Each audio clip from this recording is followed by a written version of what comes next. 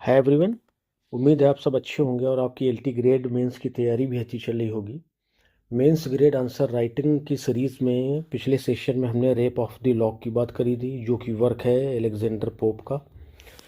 और इसमें हमने रेप ऑफ द लॉक के इंट्रोडक्शन की बात कर ली थी, जैसा कि आप ये देख सकते हैं। इसके अलावा रेप ऑफ द लॉक के कैरेक्टर की भी बात की थी, कौन कौन से कैरेक्टर्स हैं इसमें, उनका क्या रोल है, वो सब कुछ।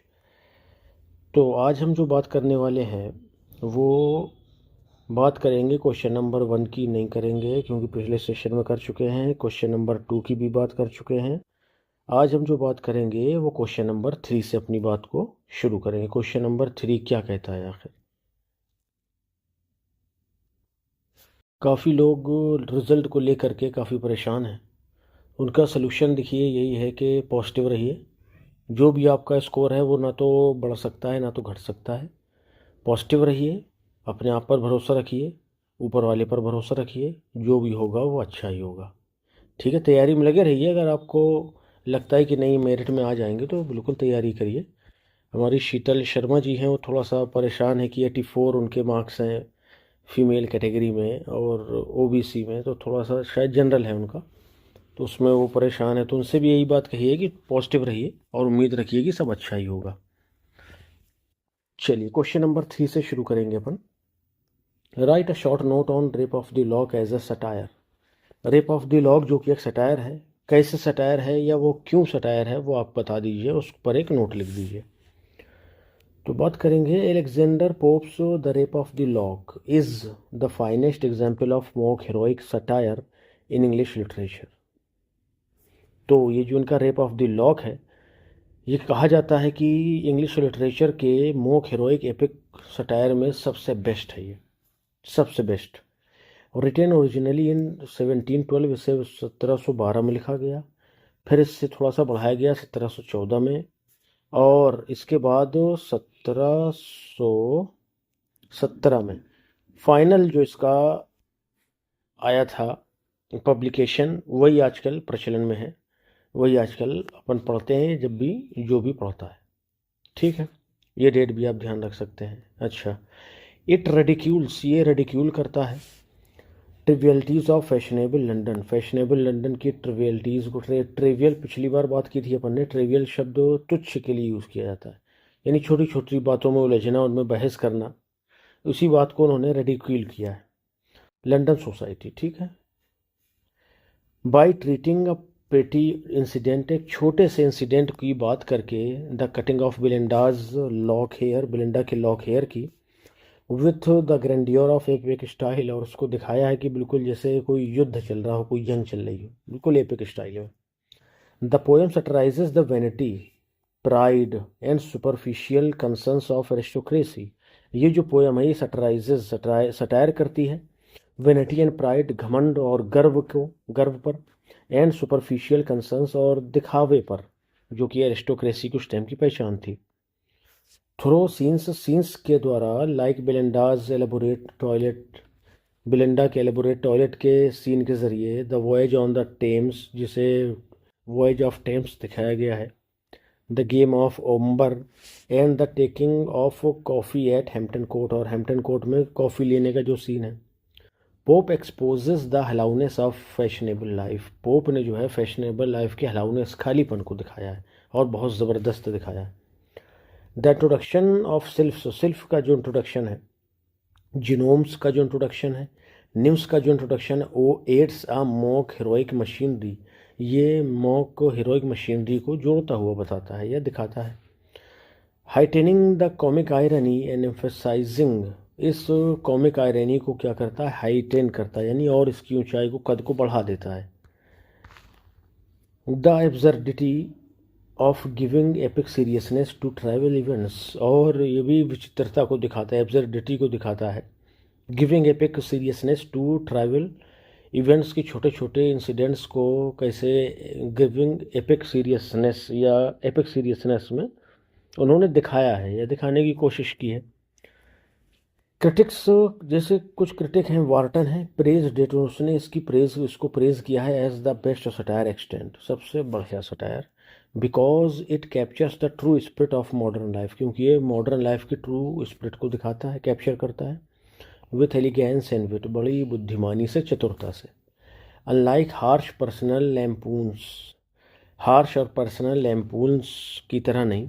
The poem does not aim to humiliate an individual, ये पोएम किसी इंडिविजुअल को ह्यूमिलिएट नहीं करती है कि बिलिंडा को ह्यूमिलिएट किया जा रहा हो, या लॉर्ड पेटर को जिसने वो लॉक काटा था सिजर की मदद से। ये सिजर वाला क्वेश्चन आपके एलटी में आया था।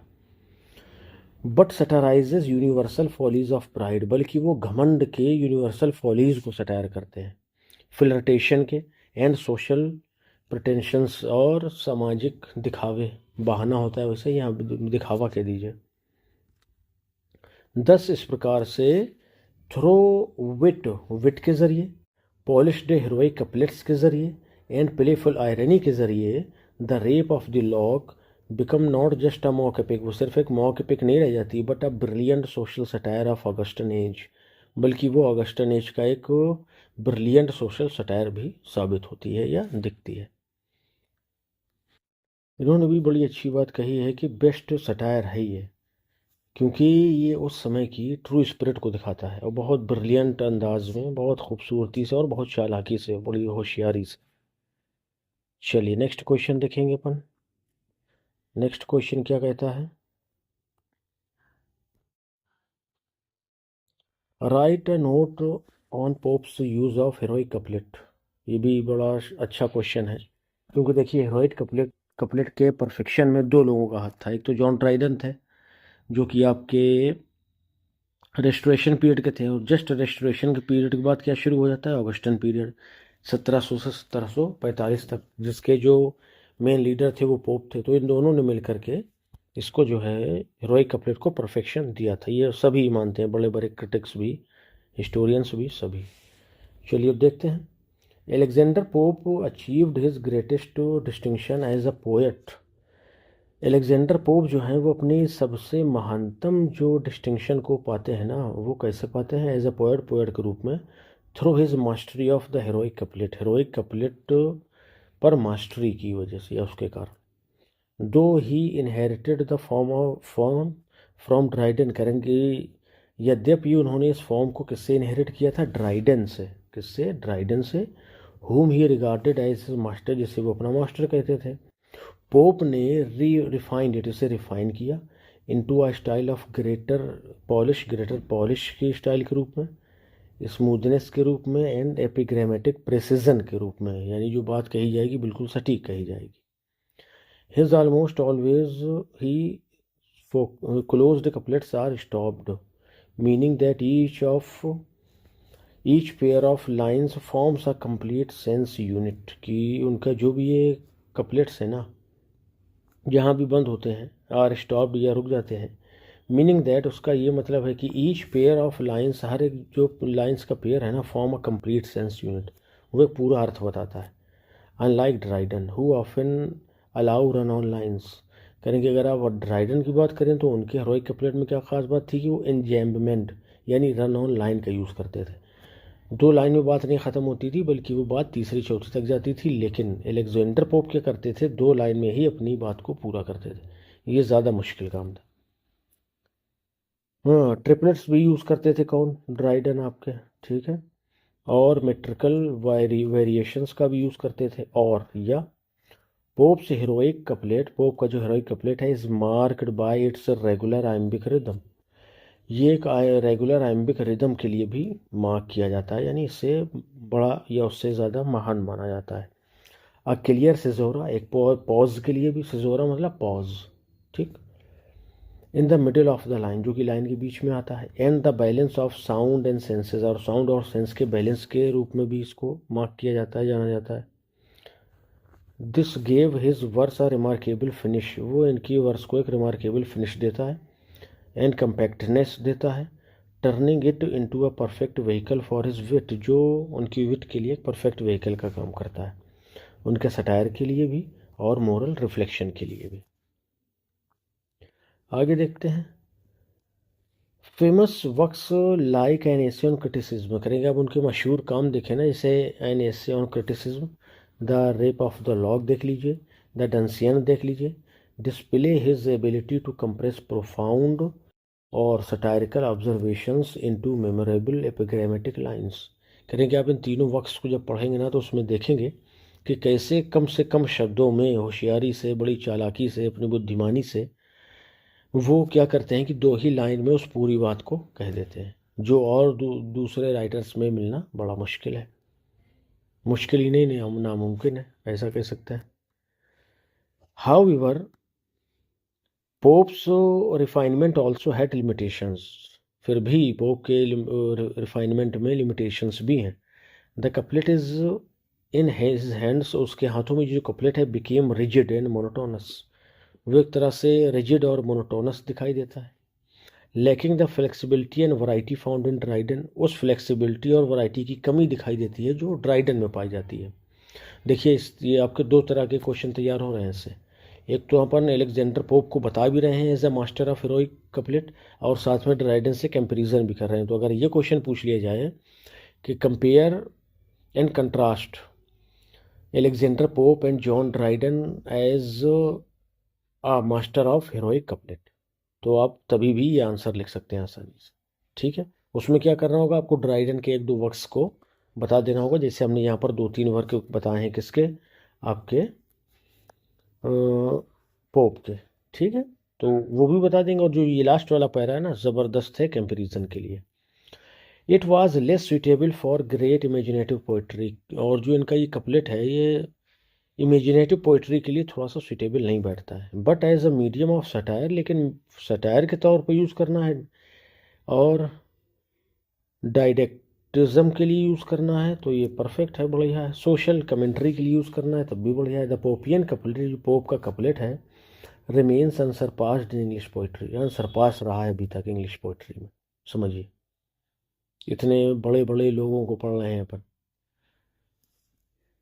कि जिनका कोई अभी तक जोड़ नहीं है पूरी दुनिया में।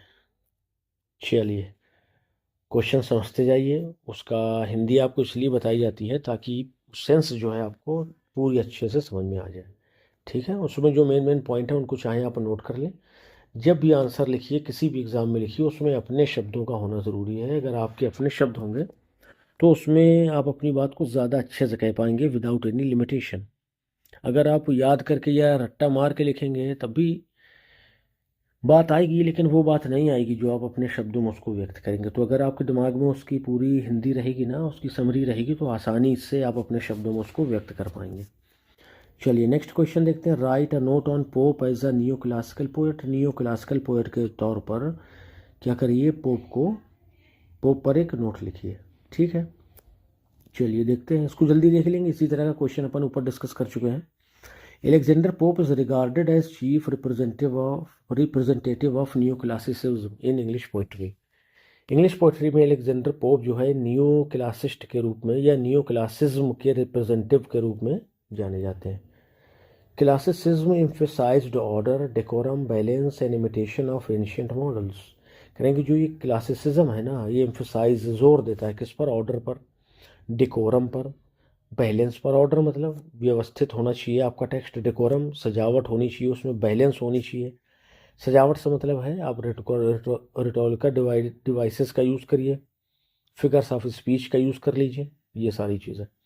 And imitations of ancient models, और अपने एंशियंट मॉडल्स के लिए, या उस पर भी जोर देते थे कि जो एंशियंट लोग लिख के गए हैं, एरिस्टोटल ने जो भी बताया है पोइट्री के बारे में और ट्रेजिडी के बारे में, उसी को फॉलो करना चाहिए ये सब।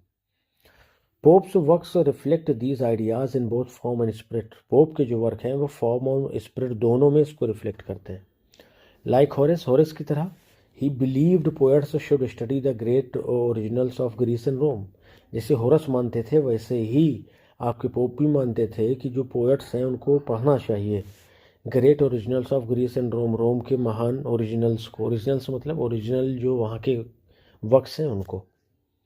And in an essay on criticism, और अगर इन एसे ऑन क्रिटिसिज्म की बात करें तो ही एडवाइजेज, वो एडवाइस क्या देते हैं, be humours works your study and delight. Humour के कामों को अपनी स्टडी, अध्ययन और डिलाइट बनाओ।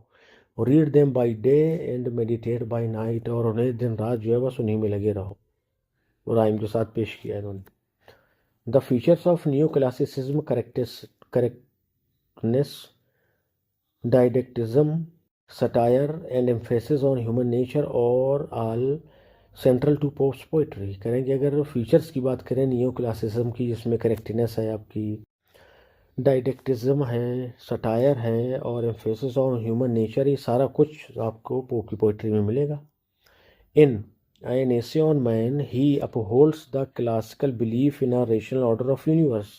वो रेशनल ऑर्डर ऑफ यूनिवर्स पर भरोसा करते थे, जैसा कि क्लासिकल बिलीव करते थे। Summarised in his famous line, इसको इन्होंने अपनी फेमस लाइन में समराइज किया है। कैसे? The proper study of man kind is man, के मानवता की जो प्रॉपर स्टडी है ना वो खुद मैन है, उसके बाहर कुछ नहीं है। सिमिलरली इसी तरह से एशियन क्रिटिसिज्म में कहते ही स्ट्रेसेस रीजन, वो रीजन पर स्ट्रेस देते हैं, जोर देते हैं। रेस्टोरेंट नियंत्रण पर जोर देते हैं। अधेरेंस टू नेचर, और नेचर से जुड़े रहने पर जोर देते हैं। As the guiding principles of art, और इनको मानते हैं कि ये गाइडिंग प्रिंसिपल है किसके लिए? आर्ट के लिए, कला के लिए, किसी भी तरह की कला। फर्स्ट फॉलो नेचर, पहले तो आप नेचर को फॉलो करिए, एंड योर जजमेंट फ्रेम, और बाद में अपना जजमेंट दीजिए। Bye her just standard which is still the same, bye her standard, bye her just standard, वो अपने उसी स्टैंडर्ड में मौजूद है। Which is still the same, जैसी पहले थी वैसे ही आज भी है, यानी उसी के स्टैंडर्ड के हिसाब से आपको अपने जजमेंट्स, अपने फैसलों को क्या करना चाहिए? फ्रेम करना चाहिए। किसके अकॉर्डिंग? नेचर के अकॉर्डिंग। बहुत अच्छी बात। Pope also perfected the heroic couplet, Pope ने हेरोइक कपलेट को भी परफेक्ट किया है।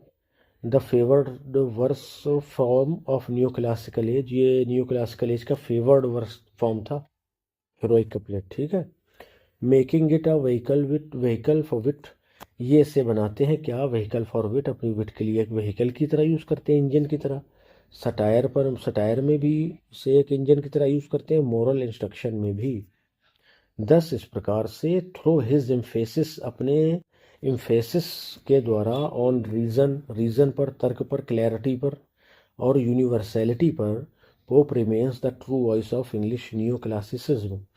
जो पोप हैं वो बने रहते हैं या अभी भी बने हुए हैं द वॉइस, आवाज़, ट्रू वॉइस, सच्ची आवाज़ of English new classicism, English new classicism. ठीक है भाई, चलिए ये हो गया आपका क्वेश्चन नंबर 3, 4, 5, ये अपन ने 3 डिस्कस कर लिए हैं।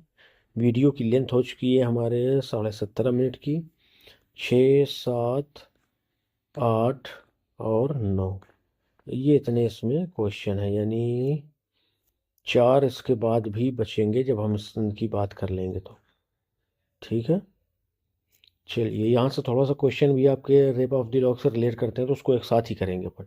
ठीक है, तो पूरी बात आपके और अच्छे से समझ में आ जाएगी। अगर देखिए आप अच्छे से तैयारी कर रहे हैं और अगर चाहते हैं कि आपकी एलटी ग्रेड में सिलेक्शन हो जाए, तो तैयारी अच्छे से करिए। और आपकी तैयारी को अच्छा बनाने के लिए, बूस्ट करने के लिए, हम डेली कुछ ना कुछ टॉपिक्स पर वीडियोस, लेक्चर्स लेके आते हैं in the form of question and answer, जो आपके एलटी मेंस में पूछे जा सकते हैं। इन सभी की प्लेलिस्ट जो है चैनल पर मौजूद है, जाइए आराम से टॉपिक वाइज प्लेलिस्ट को उठा लीजिए, वहाँ से पढ़ते जाइए। और जो उनकी पीडीएफ है वो आपको टेलीग्राम चैनल पर मिल जाएंगी। उस टेलीग्राम चैनल का लिंक आपको इस वीडियो का डिस्क्रिप्शन में मिल जाएगा। कोई भी क्वेरी है आपकी तो टेलीग्राम में आकर के पूछ लीजिए। अगर वीडियो में कमेंट करते हैं तो हो सकता है नज़र ना पड़े, आपको जवाब ना मिल पाए। ठीक है, चलिए मिलते हैं नेक्स्ट सेशन में। Till then bye bye, thank you.